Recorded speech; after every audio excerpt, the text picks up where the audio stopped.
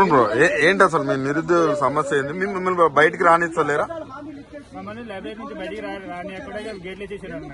ఎందుకంటే ఇది ప్రజాపాలన బయటకు చెప్తారు కానీ ప్రజాపాలన కాదు, ఇది ఒక పనికి మాలిన పాలన. ఎందుకు అట్లా అనాల్సి వస్తుంది? ఎందుకంటే బయటగా మీరే చూస్తారు కదరా, 2 లక్షల ఉద్యోగాలు ఇస్తామని చెప్పేసి మాకు ఇప్పటి వరకు 2.5 సంవత్సరాలు అవుతుంది. ఇప్పటివరకు ఒక 5,000 ఉద్యోగాలు తప్ప ఒక ఉద్యోగం కూడా ఇవ్వకుండా బయట 70,000 ఉద్యోగాలు ఇచ్చామని చెప్పి మీటింగ్లలో చెప్పేస్తుంటారు. కానీ ఆ విధంగా మీరు చెప్పించుకోవడం మంచిదా కదా మీరే ఒకసారి తెలుసుకోవాలి. అంటే రేవంత్ రెడ్డి ఏం చెప్తున్నాడు అంటే, ఆయన పేరు ఎత్తకు, ఆయన రేవంత్ రెడ్డి కాదు, పనికి మాలిన రెడ్డి. ఆయన పేరు ఎత్తకు, ఆయన అసలు ఆయన మాట మీద ఆయన నిలబడాడు. ఆయన పేరు ఎత్తకు అసలు. ఆయన పేరు ఎత్తుతున్న అంత చిరాకు మన ముఖ్యమంత్రి కాదే. ముఖ్యమంత్రి కాబట్టే కదా మేము పేరు ఎత్తకని చెప్తున్నాం. మేము నమ్మి కదా ఆయన ఓటేసింది. ముఖ్యమంత్రి మేము ఓటేస్తేనే కదా ముఖ్యమంత్రి అయ్యిండు. ఎక్కడ ఏ జిల్లా మీది? మాది వికారాబాద్, 4 కొడంగలేనా?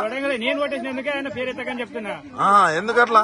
ఎందుకంటే మాకు ఎంత ఎమ్మెల్యే అన్న జీవితాలు నాశనం చేస్తున్నా. ఎందుకంటే మాకు ఇప్పుడు ఏజీ 30 దాకా వచ్చింది.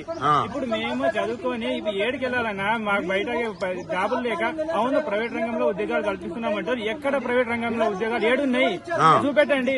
అరే బయట ప్రైవేట్ రంగంలో ఉద్యోగాలకు వెళ్తే ప్రైవేట్ కి వెళ్తే గానీ అరే భయ్ మేము 10,000 ఇస్తాం చేస్తే చేయండి, లేకపోతే ఎల్లండి భయ అంటారు. మీకు ఎగ్జాంపుల్ కూడా చూపిస్తా. ఉద్యోగాలు ఎక్కువ ధర్నాలు చేస్తున్నట్టు కదా, వద్దు ఇక నోటిఫికేషన్. ఏ పనికి మాలినా అంటున్నారు, ఉద్యోగాలు ఎక్కువైనా. ఒకసారి మీరు ముఖ్యమంత్రి రేవంత్ రెడ్డి అదే వీరికి వచ్చిన చూడదా నీకు ఎవరన్నా నువ్వు వేసినావా? ఏ ఉద్యోగాలు వేసినావు నువ్వు? ఉద్యోగాలు ఎక్కువైనా అని ఏ వేసినావని మిమ్మల్ని ఎవరో ఒకరు ఒక మాట అంటే మా ఫ్యామిలీ అన్నారని చెప్పి అసెంబ్లీ సాక్షిగా గుడ్డలు కూడా తీసి కొడతా అని చెప్పినావు. ఈ రోజు నువ్వు మమ్మల్ని మాట ఇచ్చి ఇప్పుడు మోసం చేస్తున్నావు. నిన్ను ఏం కూడా తీసి కొట్టాలి ఈ రోజు నిన్ను.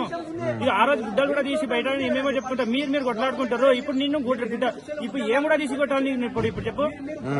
ఆ విధంగా నువ్వు అసలు ఉండొద్దు. నిన్ను ఈ విధంగా ఉండాలంటే నీ అసలు వెంటనే నువ్వు పరిపాలన మస్తు చేస్తున్నాం. మళ్ళీ 5 ఏళ్ళు కూడా మనమే గెలవబోతున్నాం. మొత్తం అబద్దాల కోరు. ఒక్క మాట నిజం లేదు. శ్రీధర్ బాబు గారు మాకు జాబ్లెస్ క్యాలెండర్ కాదు అని చెప్పేసిండు. అరే శాతగానప్పుడు మీకు హామీ ఇవ్వడం ఎందుకు? ఆ హామీలు పత్రంలో రాసుకోవడం ఎందుకు నీకు?